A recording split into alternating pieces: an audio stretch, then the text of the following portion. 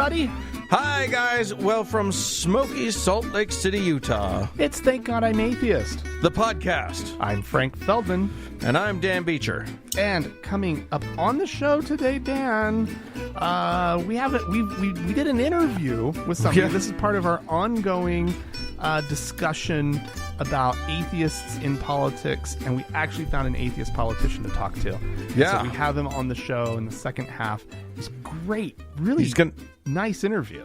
Yeah, so, he's going to inspire and make you all feel excited about the political process, and in the meantime, ruin his own political career by appearing on our show. And if you're local, you may know the name. Actually, you might know the name if you pay attention to certain issues, even outside of the state of Utah. He's a man by the name of Derek Kitchen. So he'll be coming on, and he's a state senator here in Utah. So yes, indeed. Pretty cool. Dan. Yeah. I fucking love this story. So, the headline caught my attention, but actually, if I can't read the headline because it gives away just a wonderful punchline.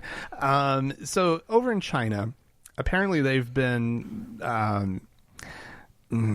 editing the Bible, I guess you could say officially. The Chinese Communist Party is they don't like the Bible as is, right? And so why would they? I've read a lot of the thing. I think it's a terrible book. Well, actually, I mean, here's the thing about the Chinese Communist Party and sort of religion, which is, aside from the way that they treat religious people, I mean, they're not wrong about the Bible being shitty, and they're not wrong in their basic atheism. It's just how they go about a lot of the stuff. Actually, almost everything that has to do with religion is a fucking nightmare in China. And so anyway, but apparently for some reason, and I don't know why this would be necessary, but there's a textbook entitled Professional Ethics and the Law. Oh. And for whatever reason, they felt the need to quote a story from the New Testament. Right? Okay. Which just seems like surely there are other places to look in this world for stories about ethics. But they take the story of Jesus and the woman caught in adultery, or Jesus and the woman taken in adultery. Sure. That story, right? This is where the famous line of let he who is without sin be the first to cast the stone, or something along those lines.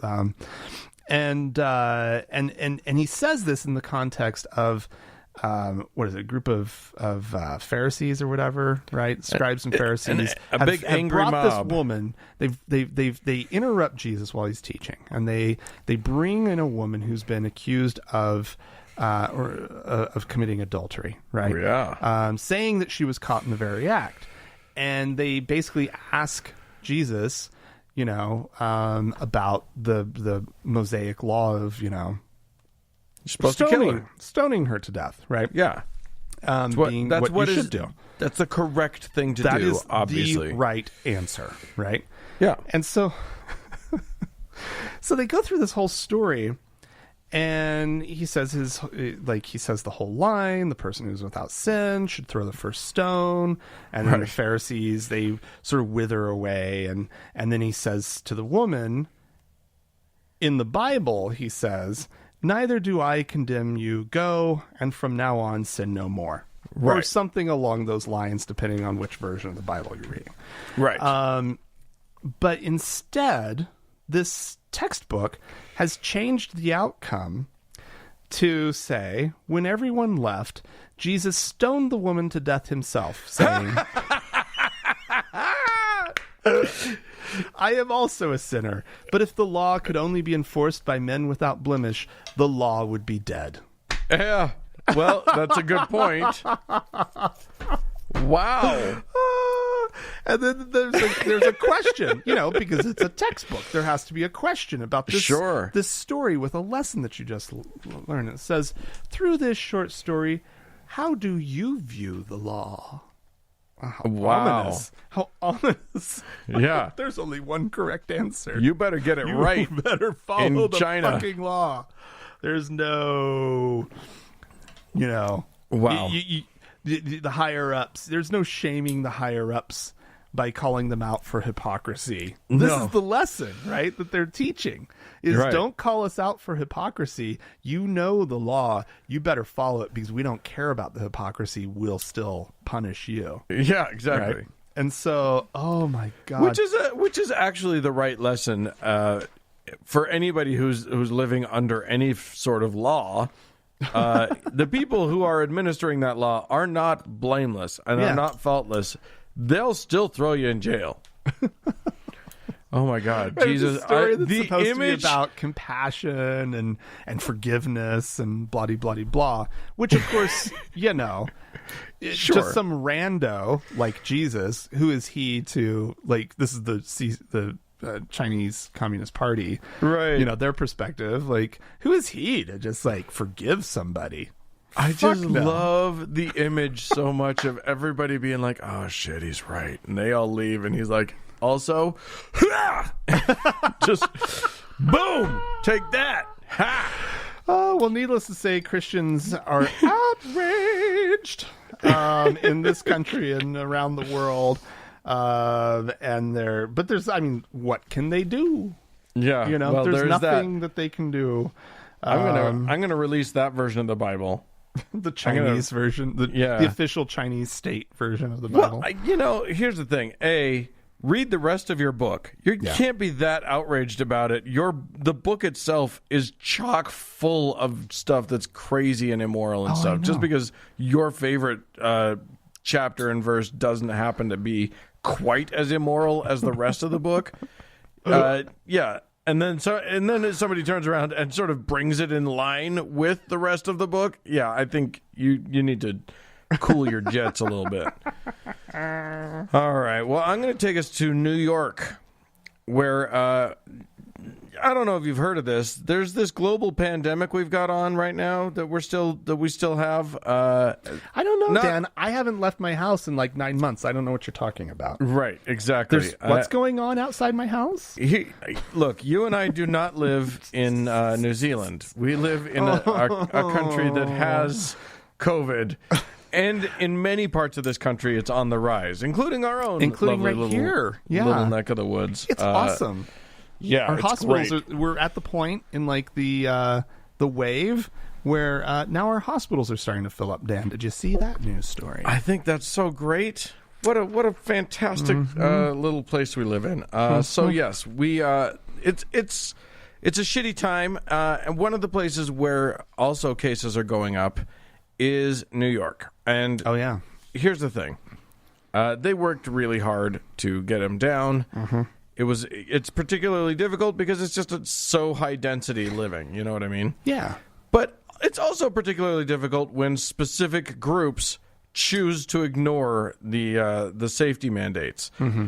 And one of those groups seems to have been Orthodox Jews. So the mayor of New York City, Mayor Bill de Blasio, and Governor Andrew Cuomo of the state of New York have decided to shut down schools in 9 zip codes in Brooklyn and Queens, which happen to be places where a large number of Orthodox Jews live and send their kids to their yeshivas. Yeah.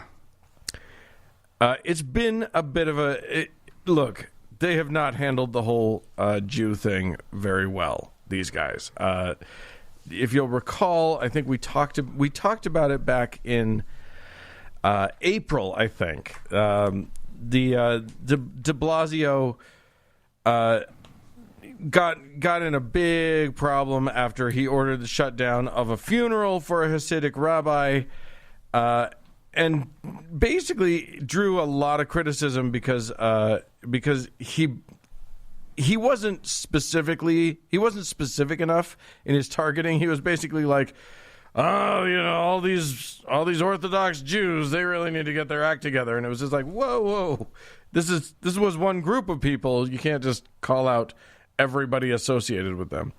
Well, they're in hot water again now, because even though this is a problematic community that has been like not wearing masks properly and flouting the rules, Cuomo apparently displayed large images of unmasked Jews gathering in places using images from not this time. So like a photograph, for instance, from 2006 was one of the ones that he used to illustrate the problem.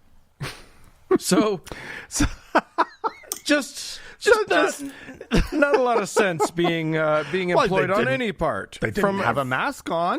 Yeah, did they have a mask on? No. Look at how many unmasked Orthodox Jews there are. Nobody's wearing a mask. So, that's amazing.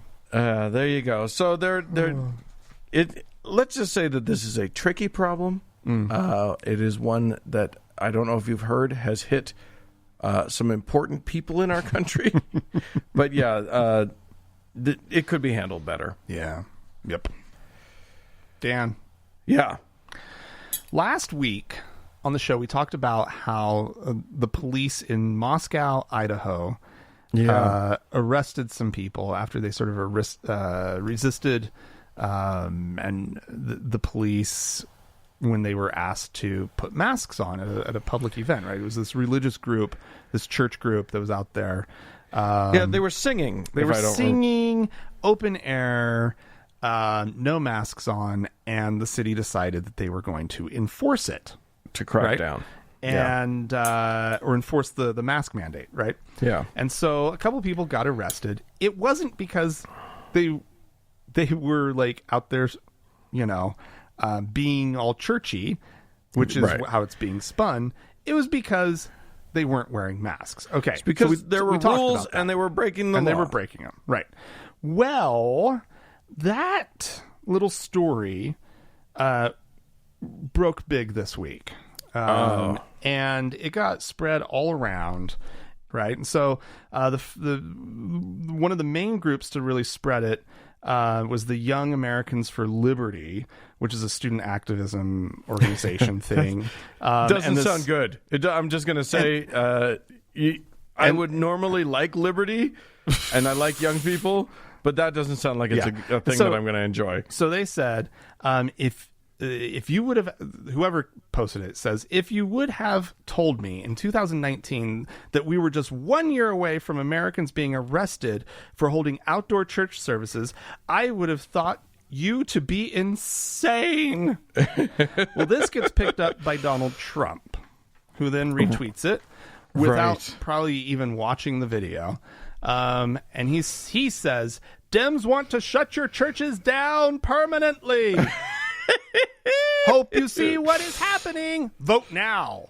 Right? Yeah. And that's his whole thing. It's just like, vote now. Vote. Exclamation point. Vote now and vote often is his kind of thing. Yeah. So, like I said before, not because of the fucking, like the fact that they were Christians. It was all because of the masks. But they're just running with it. And so then Eric Trump decided that he needed to he was on the radio in North Dakota, right? They shouldn't let him do that. I know. He's definitely the not dumb Eric one. Trump. And so he says that he was kind of asked to list off some of his father's accomplishments.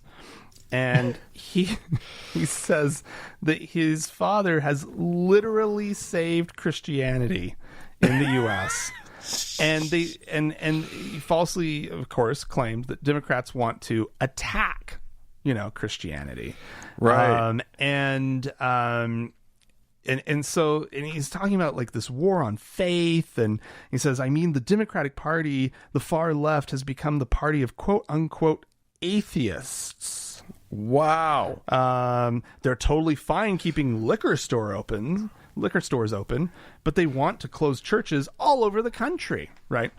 And so this thing, it's so stupid, right? Like, Like, it's just the dumbest possible attack. No, who can possibly like? Here's the thing, right? Like who actually believes this shit aside from like a few crazies deep in their base? Oh no, there's so many right-wing people want to paint the left as just being this atheist hellscape. You know, they try, completely disregarding that big atheist Joe Biden that we just nominated to be the candidate that for Catholic president. atheist. Yeah. It's they're the nice thing about the position that the right has put themselves in currently is that they don't have to agree with themselves about anything. Yeah. They get to just say anything they want, contradict it 10 minutes later, and nobody gets to call them on it. It's just they just get to slide on everything. It's kind of amazing. Yeah, well, yeah, it's unreal. Oh, my last story was about New York. I'm going to stay in the state of New York, where one of the largest Catholic dioceses in the country exists. This is the Diocese of Rockville Center. And they, I don't know if you know this, but every now and then, and it's very, very rare, it seems to have almost never happened, the Catholic Church has apparently had a bit of a trouble with priests raping children. Oh, yeah? So that story broke. I don't know if you caught it. It was kind of a big deal. Wait. Priests raping children? Yeah, I know you're shocked to hear about it. I mean, nobody's heard of such a thing. It's like the last person I would expect. Right? Weird. Here's the thing. New York. You remember we talked about this last year, but New York actually opened it up such that they canceled the statute of limitations for those crimes for a year. They basically said you've got 1 year. Go ahead and file charges, even if it goes all the way back. Even if you're 80 years old and you were raped. Right. So long ago. Anyway, a few people took them up on it. So this particular Catholic diocese has been so inundated with new new allegations and new lawsuits that literally they are filing for Chapter 11 bankruptcy protection. Unbelievable. They have already paid out more than $62 million Jesus. In restitution to sex abuse survivors. That's split between approximately 350 survivors. So it's not like anybody's getting wealthy off of this thing. That's under $200,000 per person. Yeah, but it's a chunk of change, though, and mainly, right. What's important here is that the Catholic Church is being held accountable, right, for their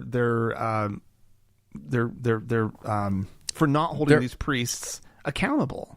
Right, and for not, yeah, exactly, right, and for not protecting the children that were in their charge. Exactly.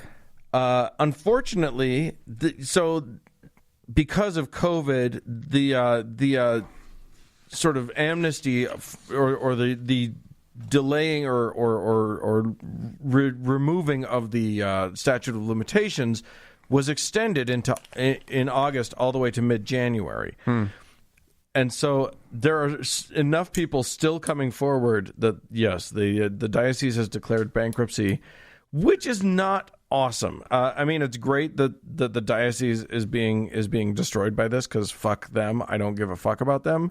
But that means that a bunch of the new victims that are coming forward may well get they probably won't get a jury trial, and they will probably get even less money in damages.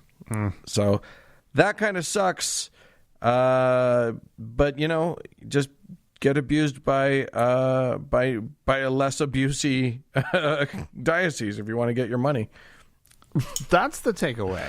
That's a bad takeaway. Don't do that. Terrible takeaway. But it does suck. I feel really, I feel for all of these victims. There's still, one lawyer represents apparently 73 victims, and is saying what's to become of them? Right. Why now that the church is deciding not to. They shouldn't be allowed to. Seeking they should protection. Legitimate, because this doesn't. So when you go bankrupt, it doesn't mean that you're out of money and you're now insolvent and you shut your doors and go away, right? Right. And sell off all your goods, right? It means you're protected, right? I mean, it's in the phrasing of the whole thing. You're like, now you get to be restructured and pay off and write off a lot of debts and whatnot, right? Like, this wasn't that they made bad choices with their corporate, with how they handled their corporation. Right. This is criminal behavior they're being held accountable for. They should not be allowed to go into bankruptcy over that. They should have to sell stuff off. They should literally have to dissolve their organization. Like that is the punishment. That is what should happen. Yeah. Exactly. God. That made me mad, Dan. Well, it made me mad too. Yep. All right. But you still have to do your next thing. So yeah, I do. I'll get through it. Dan, so this is a drum I've been beating a little bit, and I apologize, everybody, but it's just something fascinating to watch, which is how the Mormon population has sort of it responds to Donald Trump, right?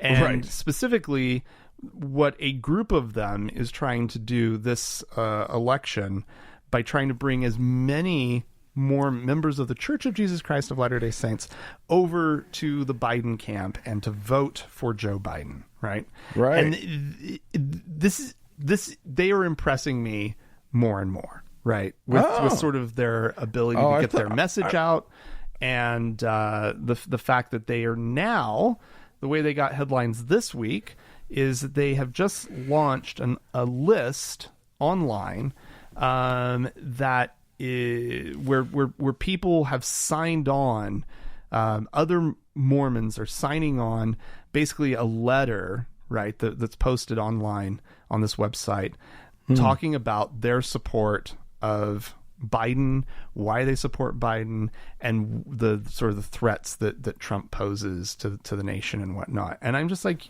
rock on, people! Like, I love this. They've gotten some fairly high profile names. They have somebody Jim Bennett. He's signed on to it now. Son granted, of former Republican Senator Bob Bennett. Yep. And also the grandson of a senator, another senator, Wallace Bennett. I didn't know that one. But then they have like a Pulitzer Prize winning historian by the name of Laurel Thatcher Ulrich. They have a New York Times bestselling author named Shannon Hale. I went to high school with her. Oh, seriously? They also have some Democratic politicians who are Mormon here in Salt Lake, in the Valley. Who've signed on, and nice. And it's like they're really trying their hardest to give permission to Mormons to just not vote for Trump and to vote for a Democrat, which is so difficult. I don't know why it has to be so fucking difficult. I'm a registered fucking Republican, much to my chagrin. But that's just a trick. It's only so I can vote in primaries. It has nothing to do with my actual political beliefs, but nonetheless, this is about, and they keep beating this drum. They keep beating this drum, which is that there are 200,000 Mormons in Florida, roughly, and there are roughly 200,000 in Arizona. And they're like, if we can get a 15-point shift amongst that population for Biden. They're saying that that would be a margin of 60,000 votes, and it could make that's a difference. over half of what Florida was decided by in 2016. Right. Yeah. So they are doing their best, and I have to take my hat off to them for rallying so hard.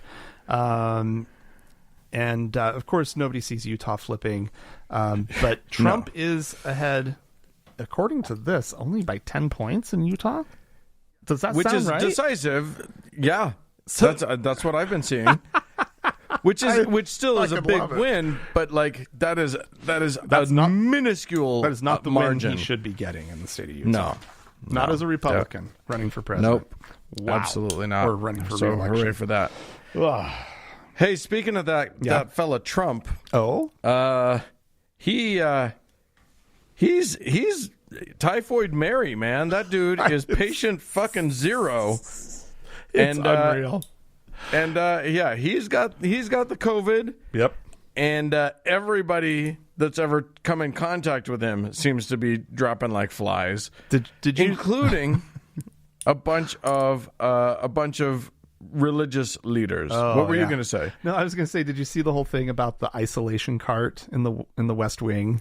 That like there's instructions on like if you have a meeting with the president, this is what you do. Right. And it includes putting on like hospital gowns and respirators and like all this stuff. And it's like, if you get within 6 feet of him, you have to take off all of your clothes basically and just burn them. Like unbelievable, because he's holding meetings. He's calling his staff into the Oval Office as the horrible infectious person. Anyway. Oh my God. So before that, though, like the super spreader event we now seem to know was the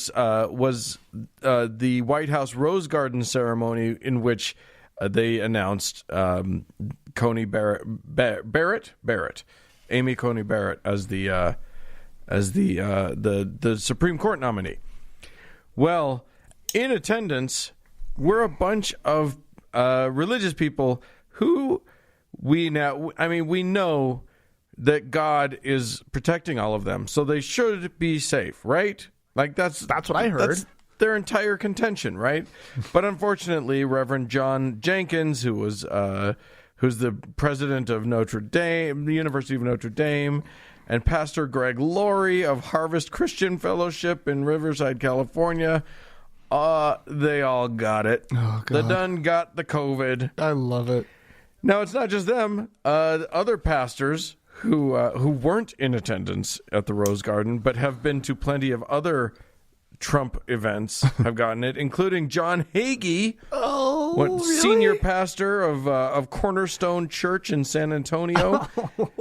He got it. His son made the announcement repeatedly called his own father Pastor Hagee, which I thought was very, very strange. Yeah, but he announced that Pastor Hagee had gotten it. Now Hagee wasn't at the Rose Garden event, but was fairly recently at another Trump event. I can't remember what it was. I'm not finding it. Anyway, this is also the guy, let's not forget, Pastor Hagee, who said that atheism never healed a disease. At one point, he said that, which, guess what, also never healed a disease? Your thing. This is also the guy that, said that Hurricane Katrina was a judgment because of gay pride parades. And, he's a real piece of shit. And I am experiencing what I will call epicaricacy, which I don't know if you know that word, but is the English version of Schadenfreude, because fuck all of them. I'm glad they all got it. I hope a few of them get really, really sick and feel terrible. Epicaricacy. Epicaricacy. Okay. Yeah. Interesting. Got a lot of C's in it. Epicaricacy. Yeah. That's a nice word. I didn't know we had that word. I didn't either. It's considered archaic and rare, but I learned it recently and you're bringing it back. I feel it frequently, so I'm going to. Although that might be the name of this episode, Dan.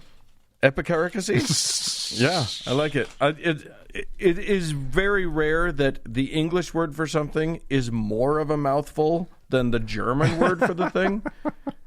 And That's Schadenfreude is no small thing to wrap your mouth around, but epicaricacy is a big deal. Indeed. Anyway, listen, if you are experiencing epicaricacy or would like to shame us for ours, feel free to write into us, podcast@thankgodimatheist.com. Or call and leave us a voicemail. The telephone number is 424-666-8442. Stick around. There's more show coming up.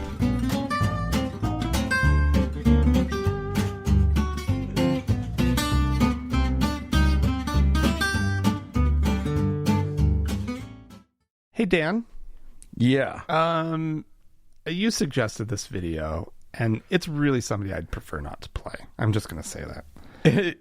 It will be audio for our audience, so that they don't have to look at her. But yeah, this is Michelle Bachmann. Oh, she's just the worst. We thought we had gotten rid of her when she was no longer a senator from the great state of Minnesota, but nope, she's back. Oh yeah, and she's got shit to say. And let me tell you something. She is narrow focused. Her focus is narrow. I'm just going to say she has a sense of what's wrong with our country, and specifically with her state of Minnesota, and she wants to talk about it. So let's let her. What has changed in the last decade, though, that you would say that you've seen there that's made such a significant impact on the culture? I would say probably the main thing is, as would be true anywhere else, a loss of reverence for God and of the things of God, and a loss of reverence for his word and the truth of his word, and turning away from the truths of his words to our own ways. And that brings us to a place of emptiness, ultimately sorrow and sadness. And I think that's happened here in Minnesota as well. Also, the embrace of false gods. Because the first commandment is very important. And again, this is not to be legalistic. These are the laws that God gave to Moses for our good, not for legalism, to say that I am the Lord thy God. You know, thou will have no other gods before me. I'm the God that brought you out of Egypt.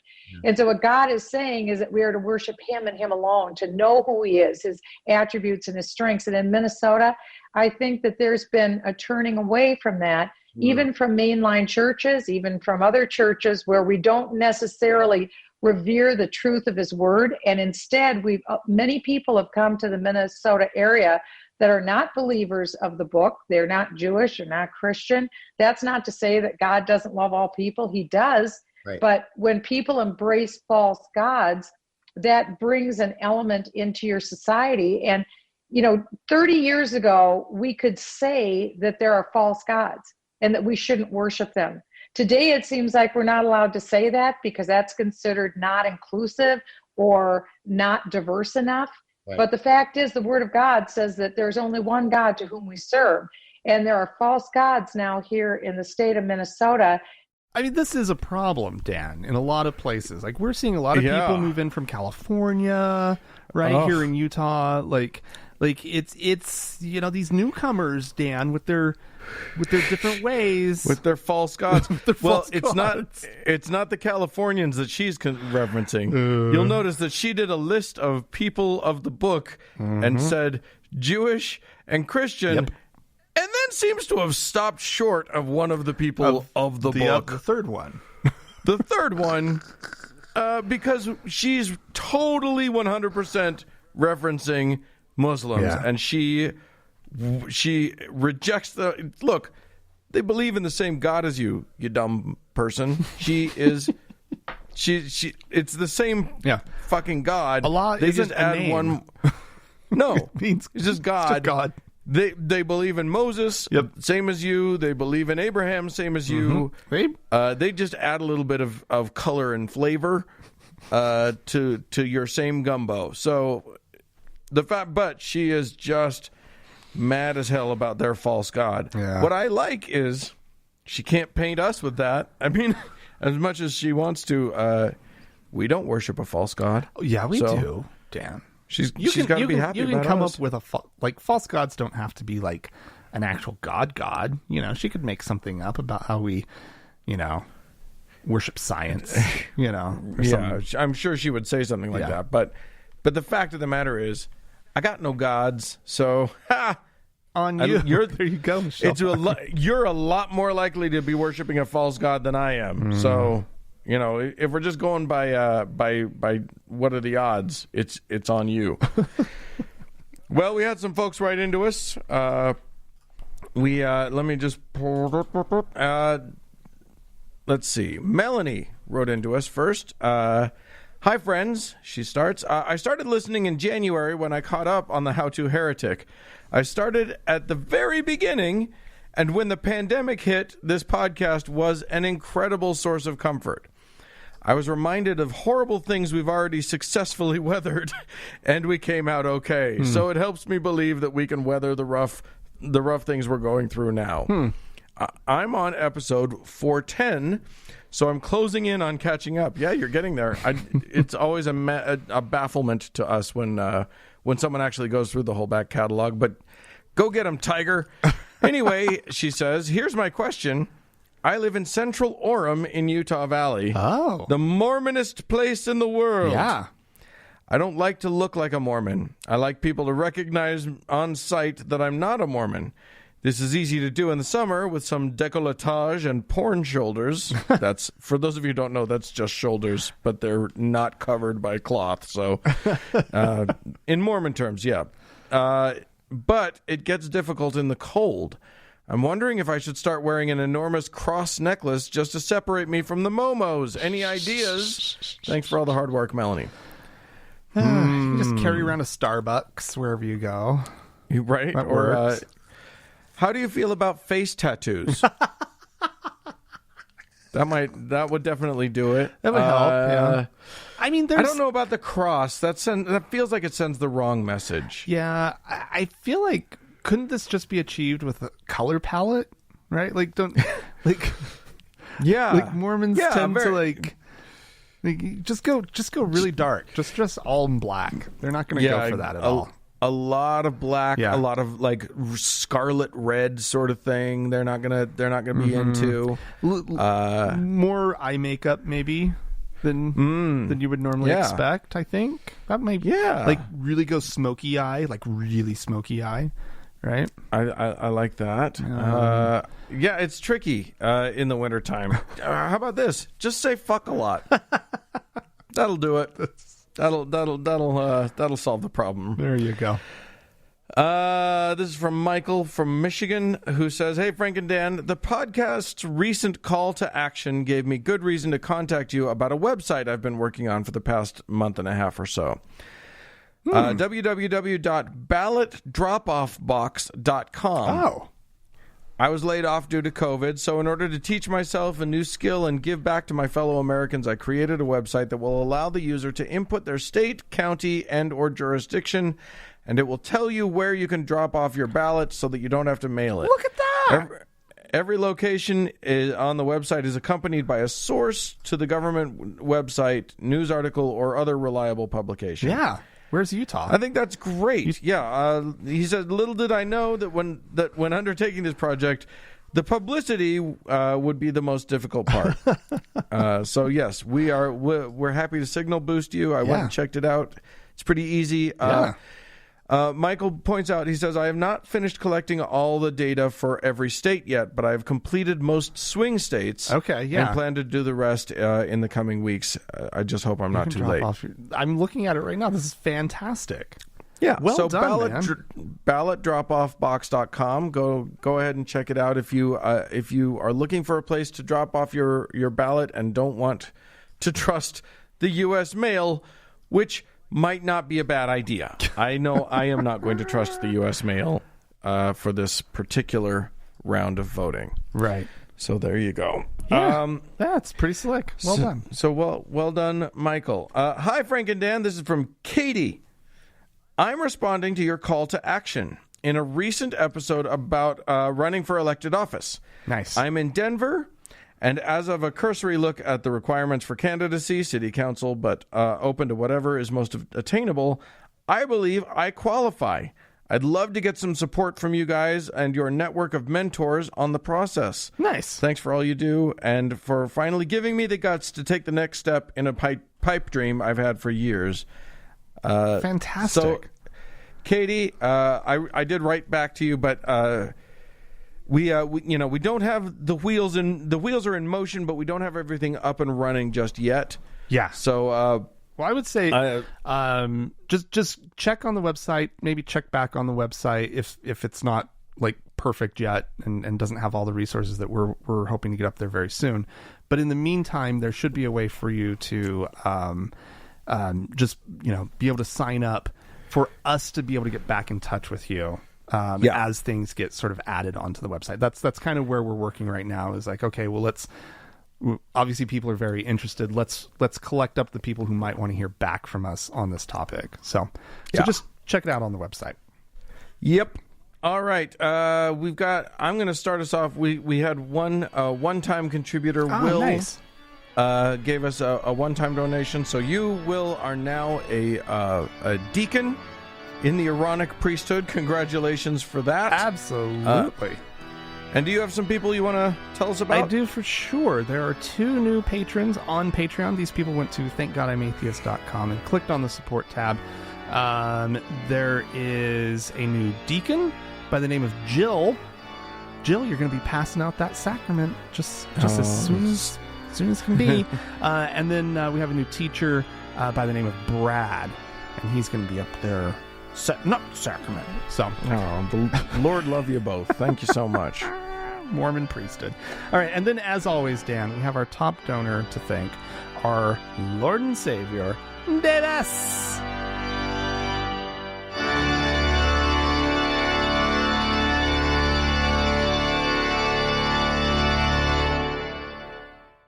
Well, Frank. Yeah. Look, we started a conversation that maybe we shouldn't have. We've gotten ourselves into some hot water because it's going to require us. Dan. I know it's going to require us to do some stuff, and I think we're committed to it. So here's the deal: we have talked in past few episodes about wanting to get atheists and humanists, people, nuns, people of our non-believers, right? The non-believers committed to secularism. Indeed, to run for office. We're talking mostly in these United States, but for our international listeners, we want to encourage that as well. It's less of an issue in a lot of foreign countries, foreign to us. However, you and I, Frank, have never run for office. We don't know anything about it. So we brought on somebody who does. Yeah.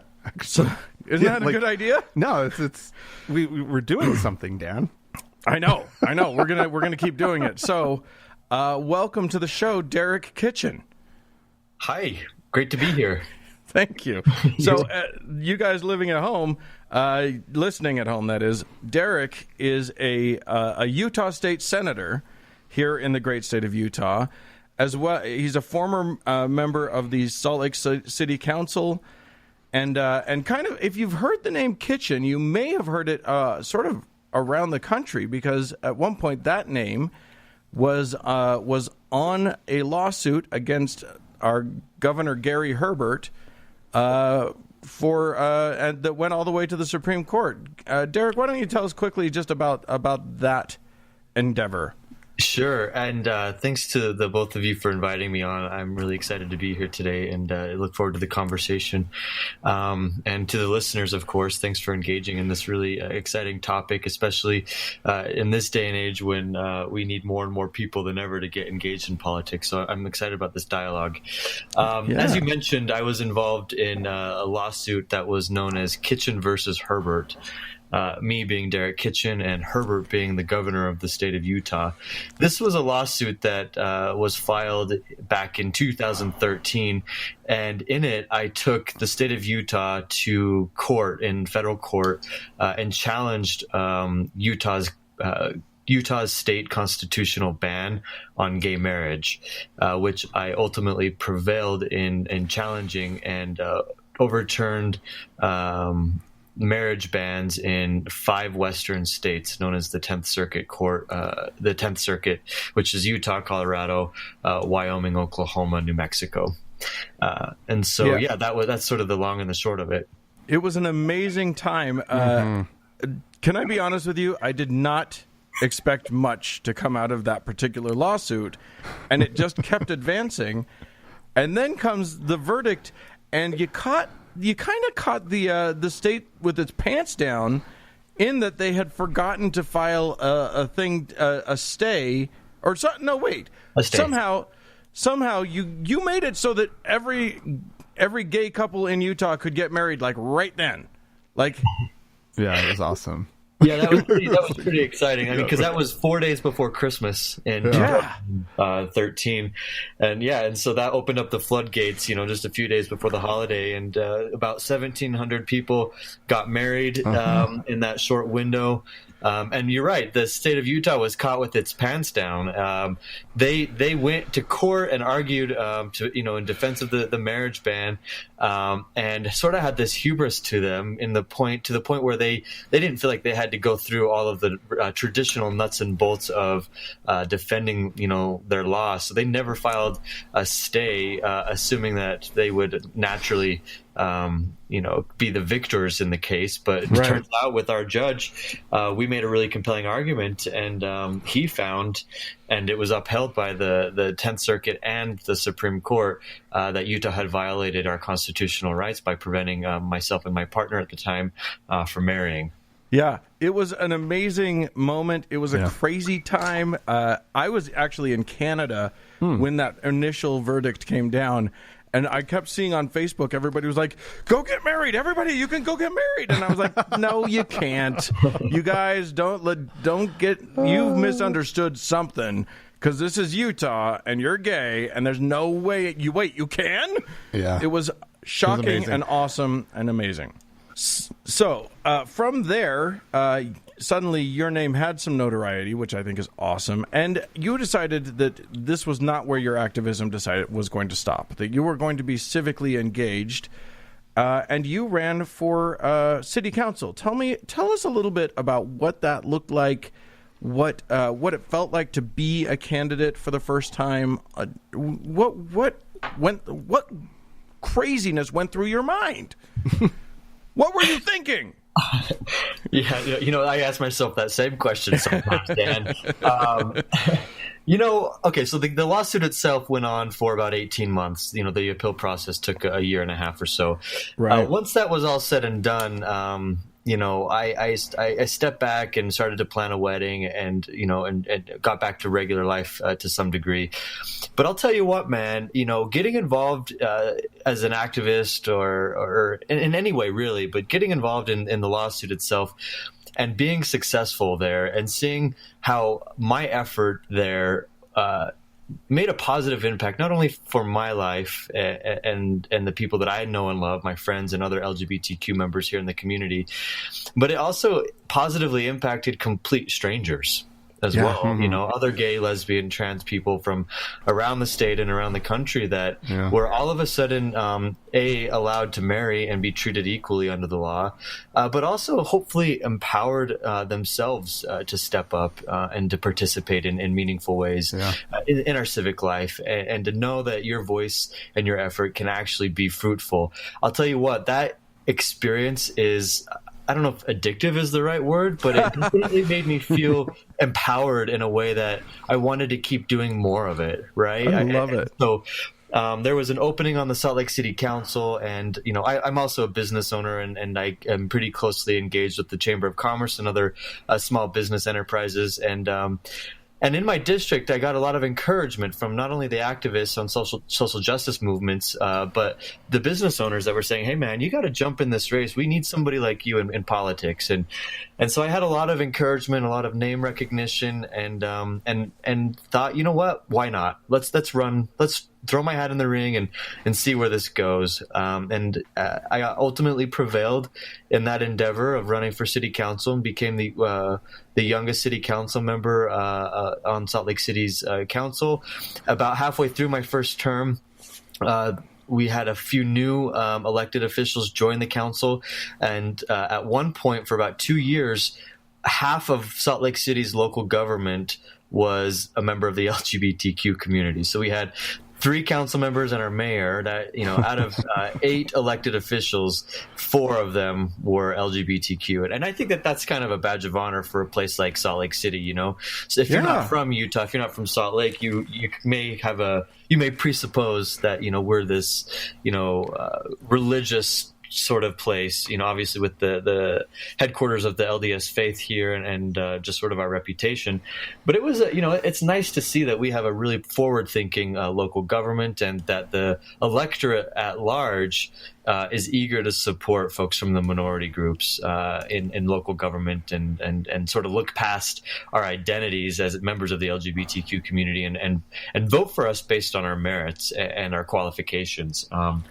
So at any rate, I really enjoyed my tenure on the city council. I was elected in 2015 and joined leadership. I was the chair of our city's redevelopment authority, which taught me a lot about land development and building neighborhoods and working with communities to change the trajectory of their neighborhoods. And so I really enjoyed my time at the local governmental level, and we could dive into the dirty details there as well in a minute if you'd like. But yeah, and then in 2018, after serving a term in the city council, I once again was presented with a really unique opportunity in a vacancy at the state legislative level, where there was an opening in the Senate district that I lived in. And so I received, once again, a number of phone calls and a lot of encouragement from my friends and family and other community members to run for the Utah State Senate. And so in 2018, I launched that campaign. It was a very competitive race, but in November of that year, I prevailed in my effort and became one of 6 Democrats elected to the Utah State Senate. Yeah, it's lonely up there on Capitol Hill with being a Democrat in Utah. So tell us. Here's one of the things that fascinates me is the idea of, and you like you said, you did have some name recognition. You had some people around the the business community who knew you. How would a person who wants to get engaged, wants to be involved, maybe wants to run for office themselves, what would you say are the building blocks for that? How do they start to make the connections that they need to make? What does a good candidate look like?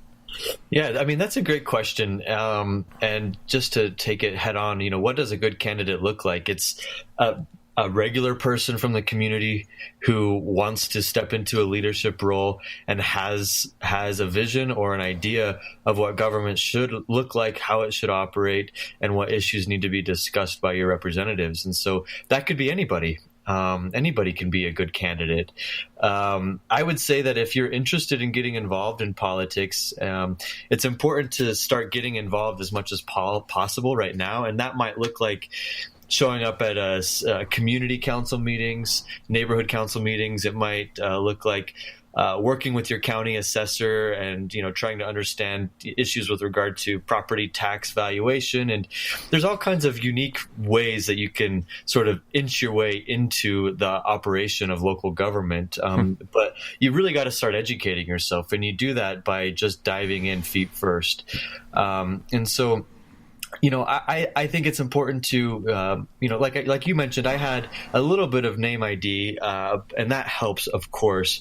But man, I'll tell you, a lot of politicians get into this game without ever having made a name for themselves before. Right. And so the way you do that is by constantly engaging with your neighborhood and with the constituents of the district that you're looking to represent. And so that means, showing up at the farmers market. That means showing up at public comment, hearings at your city council meeting or your county council meeting or your legislative office. It means making phone calls to your existing, elected representatives. What it looks like talking to business owners, people who have been around for a long time and understanding what issues impact them from the government. And how I guess the point is you want to educate yourself and network yourself as much as possible. And so, and that's what I enjoy most about campaigning, to be quite frank with you. It's not begging for money. It's not begging for votes necessarily that I love. It's getting to know people. It's knocking on doors and asking them, how is the city working for you? How is the state working for you? What could be improved?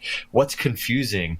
One thing that I find is that a lot of people, even those who fancy themselves politically astute, don't understand the difference between city council, county council, or state government. And so I think, as a candidate, you need to be well versed in what the differences are. And then, I find it really enjoyable to be just a knowledge base for, the community and for my neighbors, and so to be able to answer questions or point them in the right direction when they've got an issue with the water department, or when, the neighbor across the street has left their couch on their front lawn for 5 weeks and they're pissed off, right? Like how do you engage with government in meaningful ways? And that's sort of what you learn as you're a candidate, as you're an elected official, and it's something that I would encourage everybody to start educating themselves on, if they're interested in at least exploring the possibility of running for public office one day. Yeah. So when you ran for city council, were you knocking doors? Were you going door to door? I peppered this district probably 3 times, and so I knocked on doors, and I did it strategically. Of course, there's public information about voters exists, meaning I can pull a list of who's registered. That way, I'm not wasting my time knocking on doors of people who don't ever engage in politics. Right. You got to be really strategic with your time. And so, I went and I spoke to registered voters, and again, I asked them those questions that I mentioned a minute ago. How is the city working? What frustrations do you have? What excitements do you have? What do you want to see changed? And I'll tell you, most of the time, it's like just complaints about basic things, like the street light down the way that isn't working, or interesting. We really wish we had a stop sign right here, and we've emailed the city a dozen times and nothing happens. And those like basic frustrations that we all experience, right, with our communities. And, sure. And so you learn a lot about your community and your neighborhood when you get out there and pound the pavement like that. But and it does, again, it takes a certain personality to engage with people constantly back to back like that. But if you've got it in you, I encourage you to run for office, because even if you come up short on the election and let's say you fail, you learn so much, not only about, again, your neighbors and your constituents in the community, but you learn about yourself. You learn where your vulnerabilities are. You learn how to public speak in meaningful ways. You learn how to formulate a response to a question you didn't quite all the nuts and bolts to, but just enough to be dangerous, right? Like right. You learn how to think on your feet in a new way. And so I think running for office, win or lose, is 100% worth it always. I'm kind of curious, like when you're out there, you're canvassing, you're going door to door, and articles that were being, that would show up in the Tribune and everything. There was awareness about, the fact that you're gay, right? Yeah. But like it was kind of news to me when Dan was like, oh, we should get Derek Kitchen on the show, because he'd had conversations with you about your non-belief, and so I'm just wondering how, like, when these issues come up, how do you handle them as a candidate, as a politician, As far as being a queer person or being an atheist or those sort of like hot button social issues. Do they come up? Do people bring up these issues, or have you just basically found that? I mean, I know it's a pretty liberal district that you're in, but like, how does the electorate tend to respond? Yeah, no. So at the city council level and at the legislative level as well, obviously city council, smaller district. The legislative level, I have a much larger district, represent about 120,000 people. So the issues are totally different. But that being said, my constituents never have brought up the fact that I'm a gay man or identify as a gay man.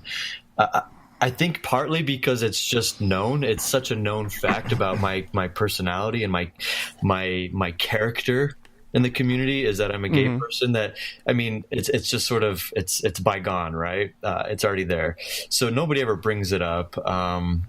And I'd be happy to talk to them if they ever did, of course, because that's just such a deeply ingrained part of who I am as a person that, that it shouldn't be an issue. But it does inform my experience with the law, historically speaking, right, around gay marriage. It does inform my understanding of what it's like to grow up in the suburbs of a pretty conservative, state, a very heavily religious Mormon community. So there are certain elements of my upbringing and my lived experience that are deeply informed by the fact that I'm a gay man, right?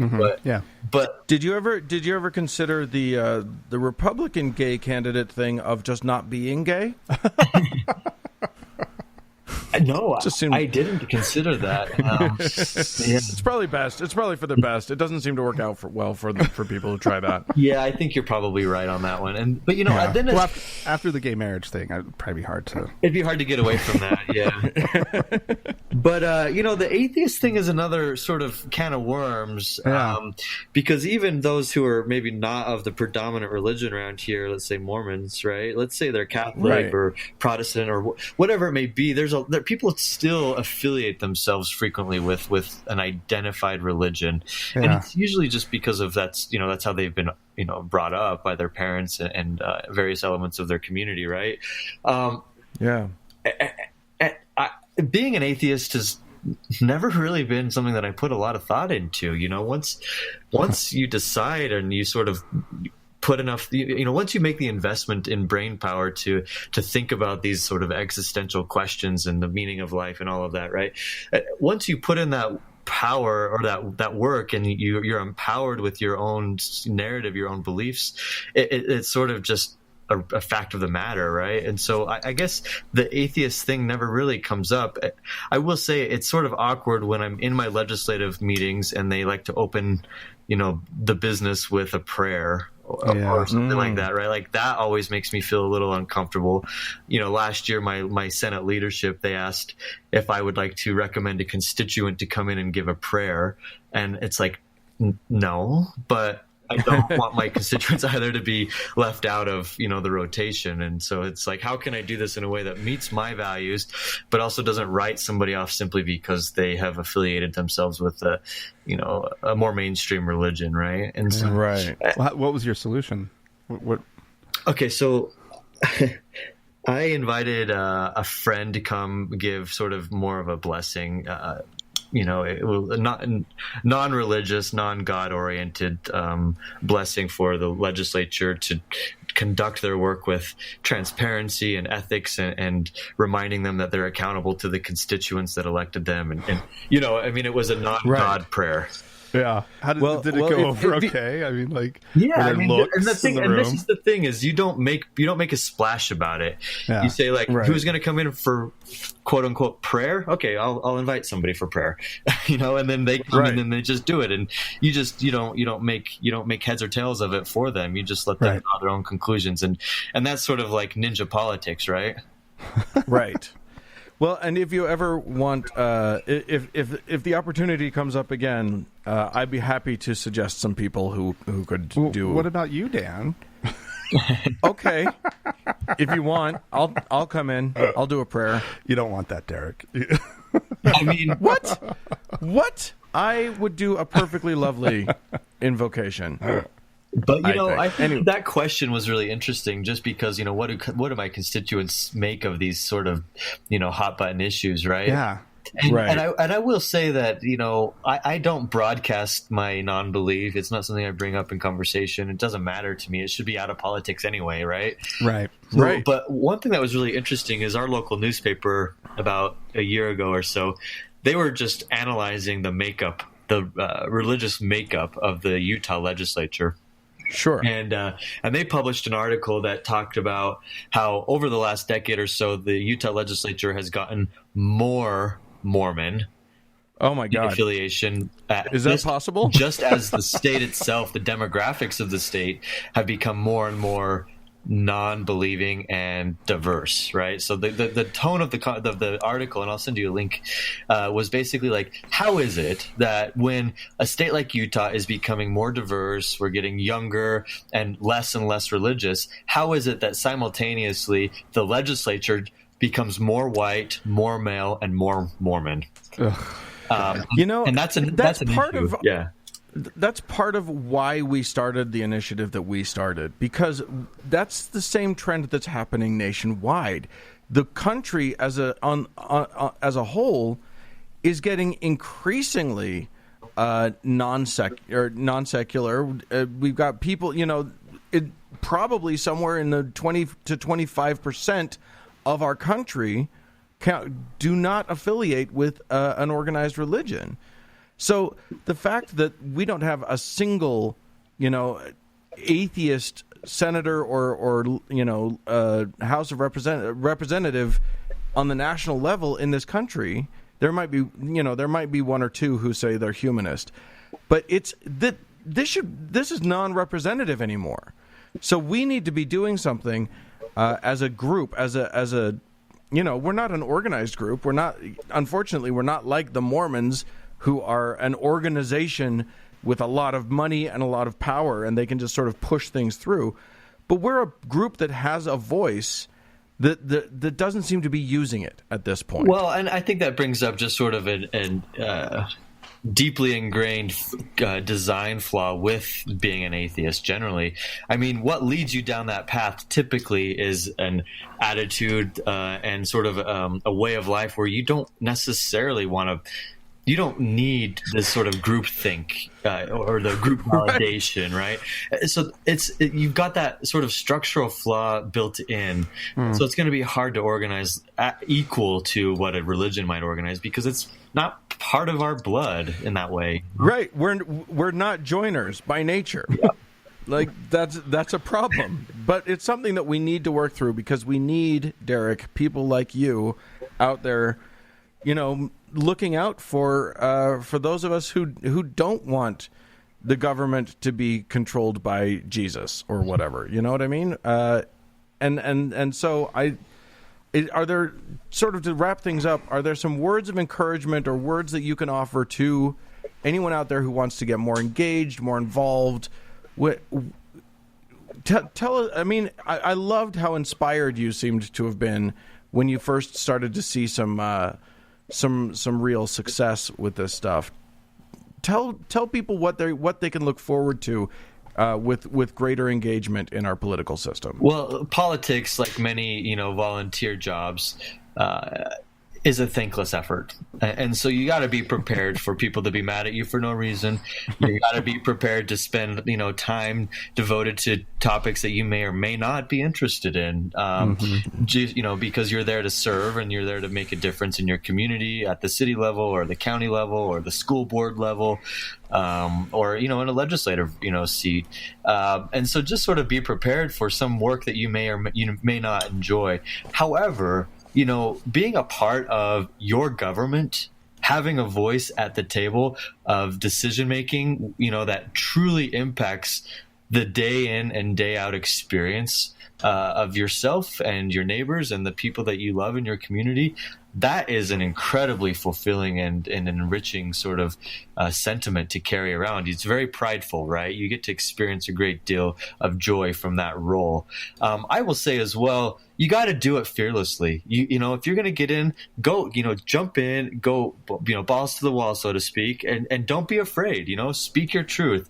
If you're frustrated about something, speak your frustration. If you're excited about something, be excited and share that joy.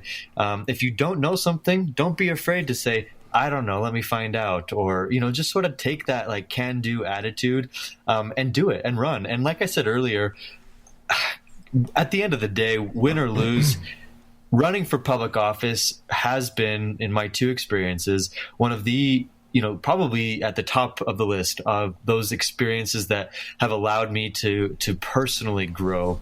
Emotionally grow. There's a lot of emotional growth. There's a lot of spiritual growth, and of course, you just learn. So that's growth as well. So I just think it's a good experience overall, and I'm a better person because of it. And so I would encourage you, if you've been thinking about it, or if it's something that you've had conversations with your friends or your spouse about, just decide to look at the next election and make a commitment to run. I love it. That's awesome. You may be the only person I know who's an actual politician who I believe when they say politics made me a better person. It's a shocking revelation, but I actually believe it. So I love it. Thank you so much, Derek, for coming on the show. We really appreciate you. Hey, and we'll if you send us that link to that article, we'll put that on the show notes, and hopefully we're trying to get some resources together for people who want to run. I'm going to include you at least on some level as a resource that we are going to keep in our back pocket for people. But thank you so much for being a part of this. We really appreciate it. Thank you guys for having me. I appreciate the conversation. Take care. If you would like to heed the call and join up in the fight for more representation for our community, please write to us, podcast@thankgodimatheist.com, and let us know about it. Or call and leave us a voicemail message. The telephone number is 424-666-8442. Yeah. Go to the Facebook page, facebook.com/TGIAtheist, and click on that like button. And while you're on Facebook, search for the TGIA Members Only Lounge and request to join. It is a closed group. We will let you in. Also find us on Twitter @TGIAtheist. And you know what? If you like what you hear on the show, you can sign up and be... If you like what you hear on the show, please support us. You can do so by going to thankgodimatheist.com, clicking on the support tab, following it on over to either PayPal or Patreon. We've got multiple ways for you to sign up, and it really, we are truly a listener-supported show. We do need your help. And give us your money. Hey, thanks so much to the Red Rock Hot Club for the use of their music. And a big thanks goes out to Gordon Johnston for the use of his music. And thanks to all of you for lending your ears. Bye-bye.